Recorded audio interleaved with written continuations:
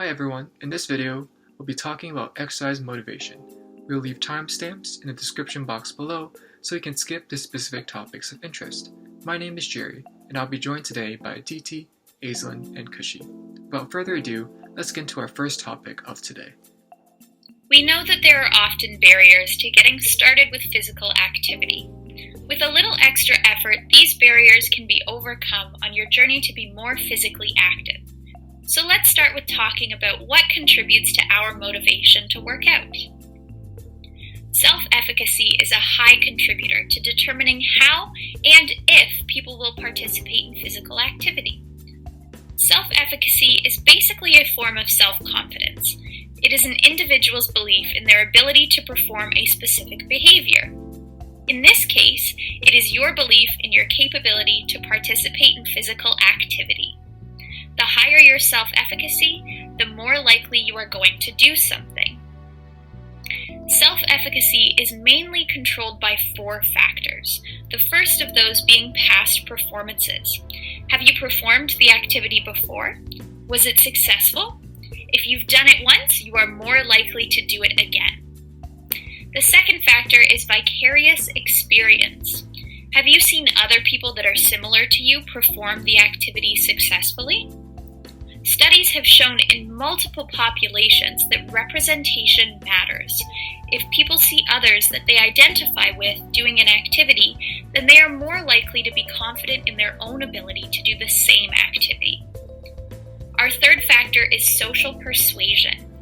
Do you have people that you love and respect around you that can encourage you? Support is huge for our self-efficacy, and the support of others can really help to improve your belief in yourself. Our fourth factor is physiological and affective state. How do you feel about this behavior, and how will it make you feel? If you are excited for an activity, then you are more likely to do well at it. Although all of these have an impact on your self-efficacy, past performance has the highest impact and physiological and affective state has the lowest impact. When we are deciding to participate in an activity, we are more likely to participate in activities that we believe we will do well at, so activities where we have a high self-efficacy. Thinking of this, how can we improve our self-efficacy to help motivate us to exercise? Well, you can try activities that you have performed with success before. If you used to go for long walks or hikes, try starting with some shorter walks close to home. If you used to do lots of swimming, try a free swim once pools open again. You can also sign up for physical activity groups that have people similar to you. This can help with both vicarious experience and social persuasion to increase your self-efficacy. Not only are you seeing that people like you can be successful at this activity, but you're also building supportive relationships that can encourage you to keep up with your physical activity. Finally, do activities that you enjoy doing. This helps to improve your physiological and affective state and allows you to actually have fun with an activity. Physical activity shouldn't feel like a chore. It should be something that you want to do and enjoy doing. You might be wondering what else might contribute to our likelihood to perform physical activity. And it's pretty simple. It's motivation. So people's behaviors are directly controlled by their motivations. And motivation comes from the predicted outcomes and the value placed on a behavior. So our choices are made based on the idea that a behavior is low cost to do, but has a high value reward. There's 2 main types of motivation. We have extrinsic motivation and intrinsic motivation. Extrinsic motivation comes from outside of you. Think of things like rewards after completing your workout. Extrinsic motivation is driven by external gains or rewards, like winning a trophy for doing well at a sport, or prize money.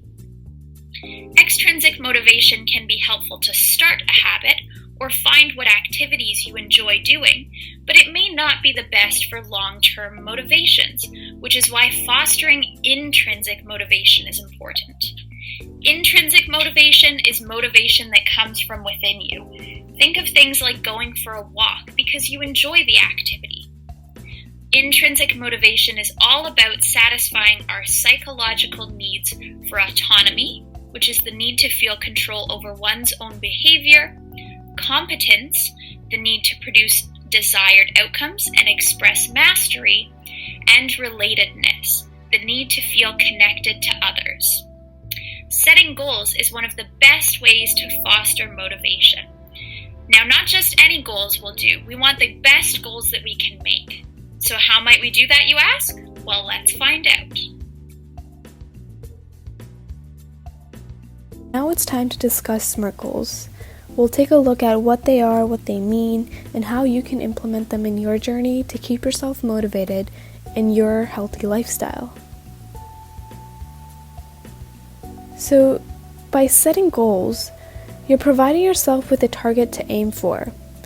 A SMART goal is used to help guide goal setting.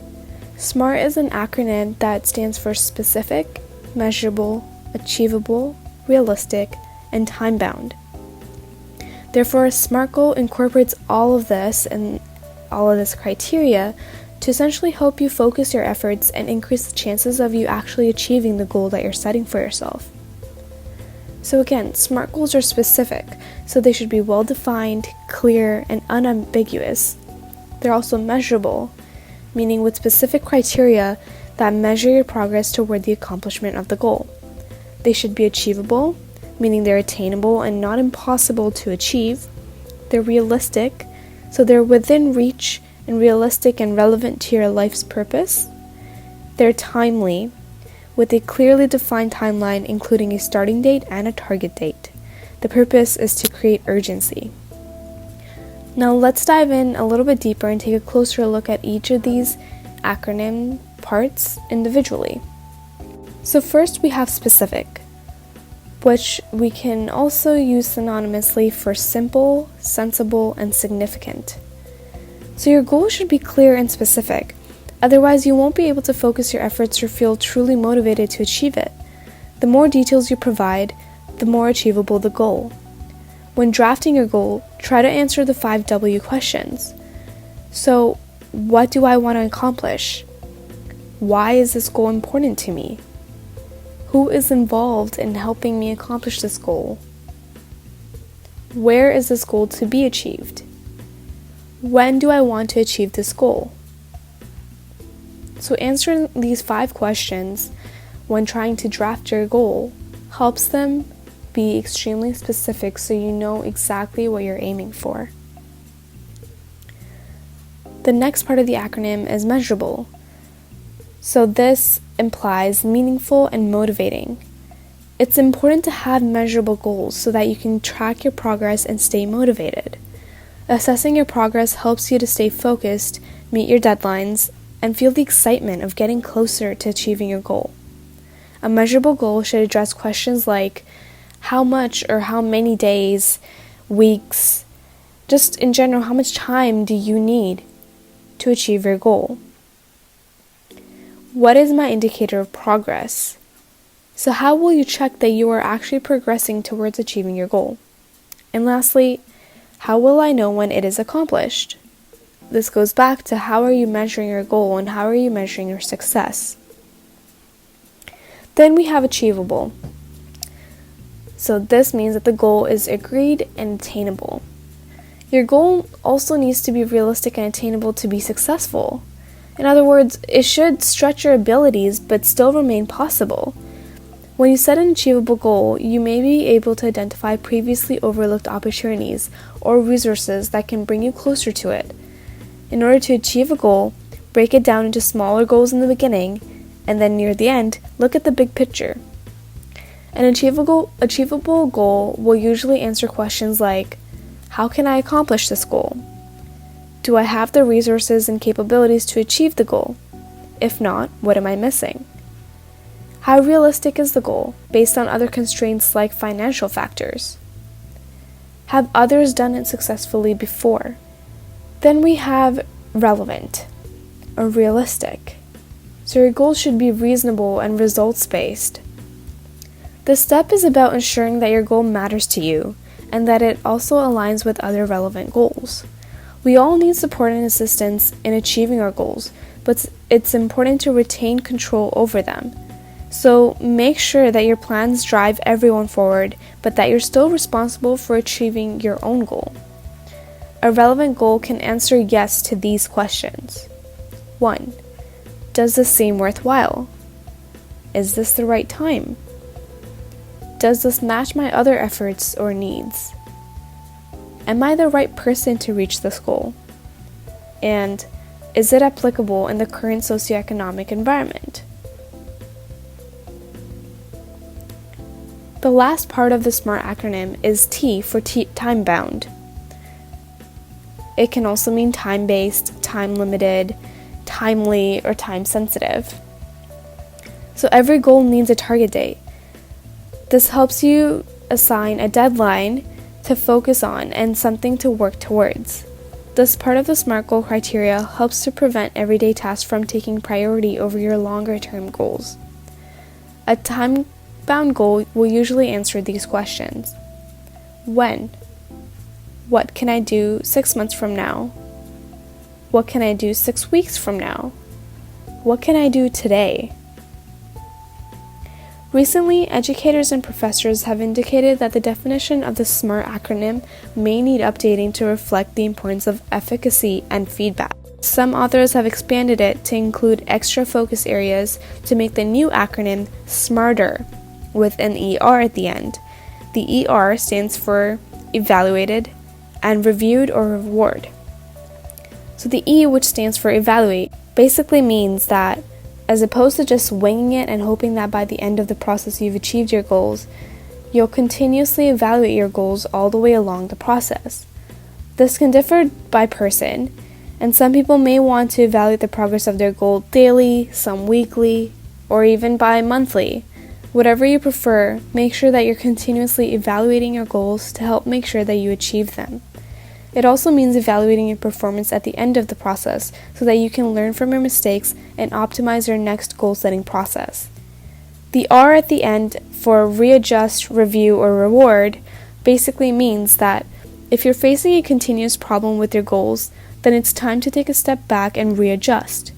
Readjusting doesn't mean throwing away the goals and getting new ones. It's a means to an end, a way of getting around your problems. On the other hand, if you have accomplished your goal, then it's time to reward yourself for the commitment and dedication that you've shown to celebrate your success. So now let's take a look at an example and try to see which one is a SMART goal. So we have Bob here, and he says that my goal is to lose weight in a few months. Then we have Kim, who says, my goal is to work out at least 4 days a week starting from tomorrow and eat more servings of fruits and veggies until I lose 15 pounds. So from both of these people, which person do you think set a SMART goal? Well, it's quite obviously Kim who set the SMART goal.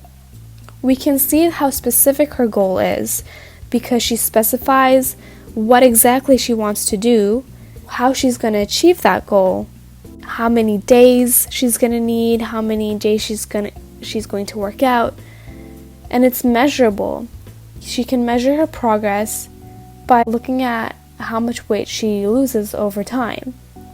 It's achievable because we know that people have been able to accomplish this goal in the past, so it's realistic as well.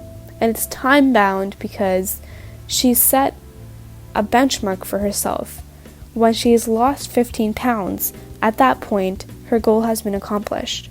We hope this helped you gain new insight into goal setting and that you implement SMART goals into your journey to become a healthier version of you. When we ask ourselves, how can we turn exercise into a habit? It's important that we consider the steps that go into healthy habit formation. Habits are hard to form, and they're even harder to break. They take a lot of repetition and a lot of time. So today I want to discuss some tips on motivating yourself to turn exercise into a habit and achieve your goal. But before I get to that, let's discuss some of the basics of healthy habit formation. Here's what we know about building healthy habits. 1. Decide on a goal that you would like to achieve for your health. 2. Choose a simple action that will get you towards your goal, which you can do on a daily basis. 3. Plan when and where you will do the chosen action. Be consistent. Choose a time and place that you encounter every day of the week. 4. Every time you encounter that time and place, do the action. 5. It will get easier with time. In as little as 10 weeks, you can find yourself automatically feeling like you need to do the action. And 6. Congratulations, you have a healthy habit. Let's break this down a little bit more. So when we talk about habits, they're formed through repetition, usually as you're working towards a large goal. And there's 3 main components in the habit loop that we have to consider. There's the cue, there is the behavior that you do in response to the cue, and then there's the reward, which can be intrinsic, so feelings that you have inside, or extrinsic, which is usually a more tangible form of a reward.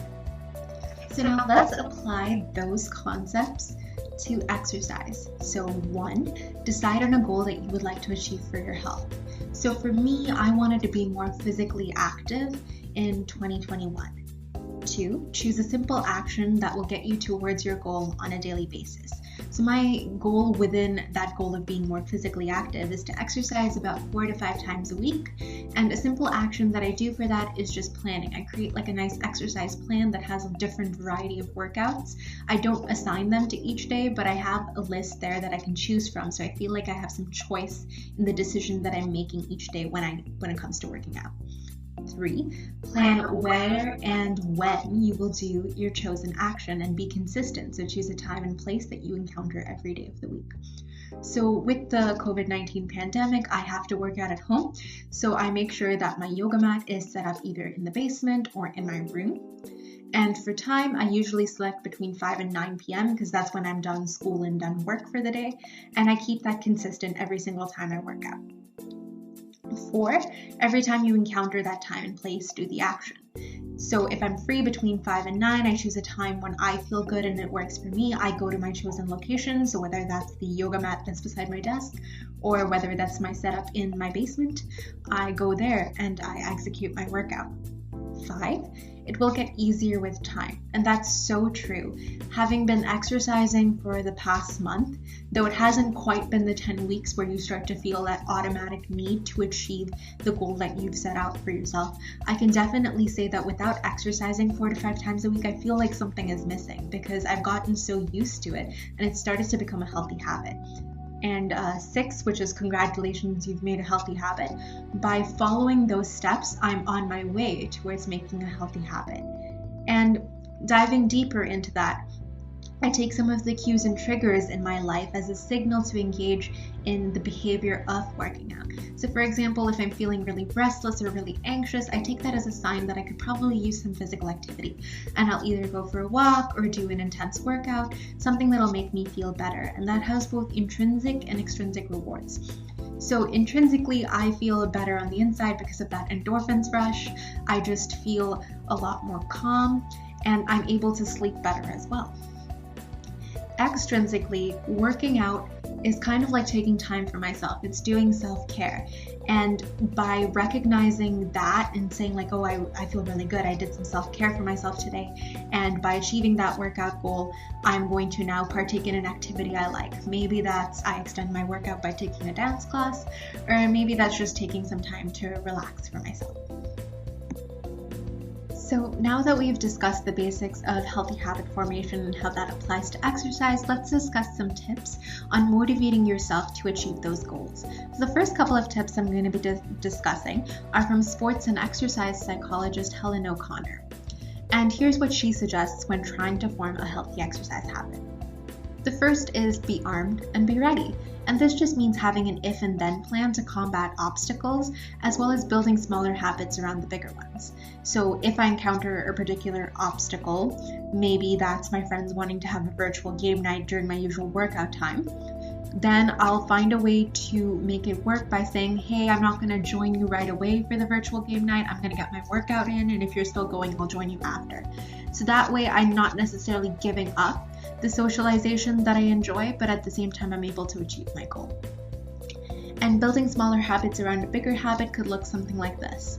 So if my goal is to exercise every morning, maybe some of the small habits I do is keeping my workout clothes by my bed so that I can easily change into them, filling up my water bottle the night before so I can grab it and go to my workout space, setting up my workout space the night before so that I don't have to worry about it when I get there in the morning and I can just focus on getting my workout in. And another thing might be charging my phone and my headphones so that I can listen to some music if I would like to while I'm working out. Another tip is start as you mean to go on, even if it's a small start. Oftentimes, our goals are really ambitious and we're not going to be able to achieve them right away. Starting with smaller steps that are sustainable for you will help you achieve that overall goal over time because repetition is more likely to result in a good habit. For example, if your goal is to work out every day, maybe don't do intense activities every day. Give yourself rest or recovery days when you do some simple stretching or some light cardio or something that's more fun for you so that you're not constantly sore and don't feel discouraged about working out. Or if your goal is to run 5 kilometers, maybe don't start with 5 kilometers right away. The first 2 weeks, maybe you only run 200 or 400 meters. That's perfectly fine. Slowly, you'll be able to work your way up towards your goal, and that's far more sustainable than getting discouraged by trying to achieve that goal right away. Remember, habits take time to form. It's okay to have small starts, and it's okay to have false starts. As long as you know your goal, you'll get there eventually, as long as you do it in a sustainable manner. Another important tip for motivating yourself to exercise is don't just focus on weight loss. Try and focus on improvement instead and the other benefits of exercise. So yes, exercise can help with weight loss, and sometimes you'll see those pounds come up on the scale, but the scale doesn't tell a perfect story. So as you get more fit, you'll be putting on more muscle, and that can sometimes weigh more than fat. So you might not see the changes that you're looking for on the scale. But there are other things that you can focus on as well. So exercise has numerous benefits. It helps with sleep, it helps with anxiety, it helps make your mood better, it can help with pain management. Those are some things that you can look to. Additionally, it's so important that you focus on improvement. By doing the act of exercising and being physically active, you'll see those improvements and changes in your body and your stamina. So, for example, when I started my exercise journey, I didn't necessarily see the physical changes I was expecting right away, and that was initially discouraging. But when I switched my perspective and looked at how I was improving, that was a real source of motivation for me. Just noticing that I was able to lift more weight, get through more repetitions of certain exercises, run faster for longer, be able to do my workouts with more stamina and less breaks, not being as sore after I finished because my body was so used to the movements and so capable of executing them. Those were things that really showed me that my exercise process was making a difference for me. And that makes you motivated to continue onward with that habit and making it a healthy part of your life. The next tip is know yourself. Figure out what you want and what your barriers are. You're more likely to make it a habit if your activities and your exercise matches your personality. Don't just exercise for the sake of exercising. Yes, exercise and physical activity are incredibly important, but you're more likely to feel motivated to make this into a healthy habit and to continue to exercise if it's fun for you, if it has some functionality for you, if it's an activity that you enjoy. So some common recommendations might be walking to the grocery store, walking to work, cycling to work. These might not be as applicable in COVID times, but there's still plenty of ways to be creative. Something my housemates do in the kitchen all the time while they're cooking is as they wait for something to boil or as they're waiting for the oven to go off, they'll just kind of do squats or calf raises, or maybe they'll do some lunges, just try to get some activation going. And that's an easy way to be physically active in little moments throughout the day. A personal example for me in terms of choosing activities that I like and are functional for me is when it comes to cardio. I'm not a big fan of running. I've tried numerous times over the years to get myself into running because it's such a great way to get your cardio in, but it doesn't necessarily work for me.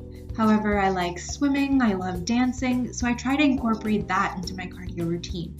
So instead of going for a run, maybe I'll take a virtual dance class. Or back when pools were open, maybe I'd book a time to go and swim. So do things like that. Find activities that you enjoy. It's going to be a bit of trial and error in the beginning, but once you know what you like, try to incorporate that into your exercise routine, because that's really going to give you the motivation to commit to your exercise goal. Now I'm going to switch gears and talk about resilience. Exercise behavior is a lifestyle change, meaning it will take commitment and dedication, effort and focus. Most importantly, it will be a long-term change. Because of that, you might run into some hurdles. Maybe this week you set a goal and you didn't meet it. Or maybe you fell off the exercise wagon and you're looking to get back on. Resilience will help you to bounce back and get back on track. Resilience is the ability to adapt in the face of adversity. It involves being able to bounce back, but also to learn and grow from your experiences. Most importantly is not letting your failures define you. Resilience is like a muscle. We can work to become more resilient, and I hope after this video you will have a good idea on how to train your resilience muscles. Now let's learn a little bit more about resilience. According to the American Psychological Association, the governing body of all things psychology in North America, there are 4 components of resilience: connections, wellness, purpose, and positivity. Let's dive a little bit deeper into each component. Connections involve people in your daily lives, people who you trust to support you, who you can vent to, and who will help you along your journey. A way we can utilize this to our advantage is to find someone who is working towards the same goal you are. In the case of exercise, that might mean finding someone you know that's also exercising so they can exercise alongside with you, or checking in with them regularly to see if you are both meeting your goals with exercising. Building your support circle will not only help to motivate you, but also improve your resilience. However, do not find someone who will just agree with you and echo your thoughts. Find someone who will listen, but then challenge you and push you towards your goals. We'll also be starting an exercise and mindfulness club soon, and I hope this can provide you with the space for you to meet like-minded people who will help you and support you along your journey. This is, as the name suggests, physical wellness. This involves healthy eating, getting enough sleep, staying hydrated, and of course, exercise. Practice self-care, whether that be treating yourself to a nice bath or having a chat with a close friend. The better you feel physically, the better you will feel mentally, and the more prepared you will be to face any challenges that come your way. Purpose leans heavily on self-discovery and growth. We're always growing as human beings, and it's important to be open to avenues where we can better ourselves. Be proactive, set and move towards your goals. Find value in your goals that will help to motivate you. More on this a little bit later. Another way to find purpose is to help others. If you know someone who wants to start exercising, motivate them to start and teach them the lessons you have learned so far. Helping others can not only help to improve your resilience and self-confidence, but also you're helping someone else along their journey to better health. The last component of resilience is positivity. This involves staying hopeful and recognizing that a setback will not derail the progress you have made. It's very important to be open to change, open to new ideas, and most importantly, open to new challenges. You cannot change what has already happened, but you can change your outlook. Ask yourself what you can learn from this experience. Did you push yourself too hard? If so, consider exercising at a lower intensity and then working your way back up. Are your goals attainable? If not, consider setting smaller goals that work towards your bigger goals. And take note of the mental state of when this setback occurred. Were you stressed? Were you tired? Did you feel frustrated that day? Look for ways where you can influence the environment to make sure this won't happen again. For example, getting enough sleep, eating something less heavy in the meal prior towards exercising, or changing the time of day that you exercise. These small changes can add up and make a really big difference. The last thing I want to leave with you in this section is a technique called the visualization. To do this, we'll have to flex our imagination muscles. I want you to visualize yourself exercising. You start feeling tired, out of breath. You check the time and you still have 15 more minutes to go. What do? Visualization can be a very powerful technique. It involves imagining yourself doing something tangible to move past a potential obstacle. For example, You might imagine yourself feeling tired and you still have 15 more minutes to go in a workout. What do? You might take a drink of water, catch your breath, turn up the music, and push through. This technique allows you to familiarize yourself with potential challenges you might face, and because you've already seen it and have a rough plan on how to move past it, the obstacle will be less daunting and be more likely to move past it when you actually face it. I hope you've learned a little bit about how to move past obstacles and how to bounce back. Now I'll hand it off to Aditi and Kushi. So moving forward on the topic of resilience, let's talk about how we can make exercise more than just about our goals and how we can exercise for ourselves and not get so focused on the numbers that we see on the scale. So guys, what do you think about exercising for oneself and not just focusing on the numbers and not just trying to go down in weight? How do you guys feel about that? I think that's a pretty important goal to have. Weight loss is not linear. Exercise is not the only component, and exercise has so many other benefits that when you get into the cycle of just focusing on exercise for weight loss, it actually doesn't necessarily motivate you, because the number you see on the scale doesn't really reflect the changes that happen in your body with exercise. And from personal experience, ever since I started working out, my weight's actually gone up over the years. On muscle when you exercise and weighs more than fat. And just because the scale gives me one number and I see my weight going up doesn't necessarily mean that I'm not meeting my goals, because I feel stronger, I feel more in shape, I feel like I have more stamina and energy, which is some of the outcomes you have from exercising on a regular basis and exercising for yourself. I continuously, personally, I try to remind myself of that exercising is more than just the number. I'm trying to exercise to better my health and my life and fix my lifestyle. And if I just focus on the scale, it's disheartening sometimes because that doesn't reflect how hard I'm working. So I feel like it's better to just exercise for a longer period of time, maybe a month or so, and then maybe after a month of exercising and improving your routine, then you can check what has happened to your weight. Another really good thing I find to make exercise kind of more than just about your weight and what you see on the scale is to keep a log of how well you're doing with your exercise. Maybe if you go for walks, track how long you're walking before you feel tired. Track how far you can go on your daily walks. If you are taking daily walks, how you feel after you're exercising. If you feel really happy, or if you're feeling a bit tired, how you feel the next day, or anything like that. And then you can see kind of those smaller changes that you might not notice day to day as you're exercising, because when you exercise, you're not going to instantly become some amazing marathon runner. Changes like that are going to take time. No matter how long you train for, you're going to see these benefits happening, no matter how small they are. And by keeping those logs and kind of tracking those small steps in your exercise goals, then you'll be able to see how far you've come since the beginning. Relating on that note, sorry, just a quick thing about measuring. That's how we measure our goals. So kind of related back to our SMART goals, when we ask ourselves, how can we measure our progress? Those are the types of things, there's still metrics that you can use to measure your progress, as Lynn was saying, seeing how far you've walked or ran. Maybe that has improved. Maybe you can run a longer distance or for a longer time. So those are still ways to measure your progress, and doesn't have to necessarily be the weight that you're at and whether you've lost that weight.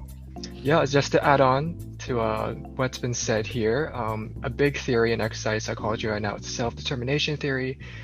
So it's about finding value in your exercise and finding value in your goals. So the biggest predictor for sticking with exercise and being motivated for exercise is having that intrinsic motivation to exercise. So having that value, things that are not external in nature. So not things like, oh, I'm being forced to exercise, or I'm going to exercise because it's going to make me look good, or I'm just trying to get that number down. But actually exercising for yourself, for your health, and finding that value that speaks to you. It could be anything. So I think just finding that part will help a lot with staying motivated to exercise, keeping with your exercise. And for me, a big thing of why I continue to exercise every day is because it just makes me feel good afterwards. And it's going to take time to get to that point, At first, exercising is going to be very, very tough. You're probably going to be out of breath. You're probably not going to feel the greatest, might be even sore afterwards. But once you get to that chronic stage, once you get a dozen or so bouts in, you'll start feeling that good effect afterwards. And at that point, your motivation will start to switch. Instead of, oh, I'm going to exercise because it's the right thing to do, and now, oh, I'm actually feeling good. So now that's part of my motivation. So my biggest advice is just stick with it. It's going to start feeling good, and once you start feeling good, you can get that intrinsic motivation, and you keep developing that, and exercise after some time will start to become a habit, start to become more natural. It'll be something that you enjoy too. If you find intrinsic motivation in something, that's stemming from you directly enjoying doing that activity. So if you find an exercise routine that you really enjoy doing, it's going to be really easy to continue doing it, and it's going to make it more than just about losing that weight.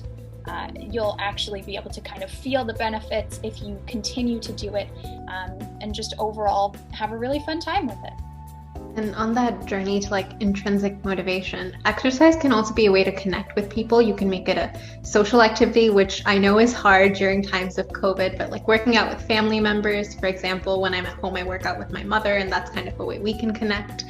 Or just, if you take workout classes online, or if you're using YouTube videos to working out, feeling a connection to that community. You can also use it as a way to be active while doing things you love. So if that means that, you like dancing, but you don't like running for cardio, then incorporating that into your life and finding what works for you, so that exercise is an activity you enjoy, something you look forward to, something that has meaning in your life, and not necessarily something you feel obligated to do because it's the right thing to do, but rather something you want to do because you like doing it. Yeah, there's no one set thing that is exercise. If you like to dance, dance can be considered exercise. Exercise is any physical activity that you're doing in a structured way that might be in your leisure time. So physical activity itself is just moving, doing anything. Exercise is once you start structuring that physical activity. But again, it can be any physical activity that you enjoy. Yeah, and take advantage of things that you do on a normal basis and turn that into exercise by just doing it for a longer period of time. For example, if you have a dog at home and you walk them, take them on longer walks, take them around on multiple laps around your neighborhood instead of just one, and when they're done their business and you bring them home, make it longer, make it a hobby. If you're doing daily chores at home, like cleaning the house or vacuuming or something, do that for a longer period of time. It might even be therapeutic. So anything that gets you moving and that's getting you to do some activity is exercise, and just take advantage of that. Just to add on to everything that's been said here, just a little tip for those who want to start exercise. Like I said before, it's kind of hard in the beginning. You feel a lot of the effects, but one thing really helped me at the start was kind of pairing it with something that I like doing otherwise. So for me, it was putting on a show or some kind of video on while I exercise. So having that, in front of me on the treadmill, and then I can watch that as I run, and it kind of distracts me from the whole, oh, I'm feeling out of breath, I'm feeling tired, I want to stop, right? Instead, you're watching a video, you're into the video, so those things you don't feel that as much. Something that I like to do is reward myself for the goals that I reach, even if that means with extrinsic rewards. So maybe I've told myself this is a goal I want to reach, and once I reach it, I'm going to get myself some new clothes, or I'm going to get myself, some new pair of headphones that are super expensive that I was looking forward to, but I just never had, I just never ended up buying or something. But just reward yourself when you reach those goals. It'll keep you motivated and it'll keep you going. And then once you reach that goal and you have rewarded yourself, make another goal for yourself and just keep that cycle going. To conclude, we just want to share with you guys why we exercise. And to start off, personally, I love to exercise because it helps me gain the confidence that I need. It makes me feel good. It makes me, what they say, look good, feel good. So that's literally how it is for me. It just helps me feel so much more confident. It's very therapeutic for me. And in the beginning, when I started my fitness journey, it kind of felt like a chore to me, but as I started doing it more, I realized how much I enjoy it, and now it's literally my hobby. So that's why I exercise, and I'll pass it off to Aislinn. So I exercise mostly as a mechanism, also because look good, feel good. Self-confidence is a huge thing that I've struggled with. And exercise has really helped me when I was younger, when I was an adolescent. I was in a ton of sports, so that really helped with my self-confidence. And it's a really great way for me to de-stress with hard school weeks, anything like that. I always feel very proud of myself when I complete a hard workout. So it gives me kind of something to keep working towards throughout the week, and then complete that really hard workout and have that nice boost at the end of a tough week. And I will pass it on to DT. So I work out for some of the reasons that were already mentioned. I love feeling that confidence boost, and I love feeling my own strength when I work out and admiring how much progress I'm able to make. I also work out because it helps with stress. It's helped me with like anxiety and just feeling down in the past. If I'm able to get a workout in, I automatically feel more energetic. And I'm someone who struggles with sleep. Like I usually have pretty poor quality of sleep, and I find that exercising kind of takes care of that issue for me. And it really helps kind of set up my lifestyle and make me feel the best that I can feel. And I'll pass it off to Jerry. Thank you all of you guys for helping me with this video. You guys did an awesome job. A little about why I exercise. For me, it makes me feel good. It's a really good way of de-stressing. I struggle a lot with stress and anxiety, and I find that exercise has really helped me be able to control it, and it's an avenue for me to kind of let out that anxious energy I have built up during the day. And exercise has turned into something I really look forward to at the end of the day when I exercise. Thank you all for watching this video, and I hope you're able to find something in this video that helps you find a little bit of inspiration, a spark of inspiration that allows you to exercise and feel better. Thank you.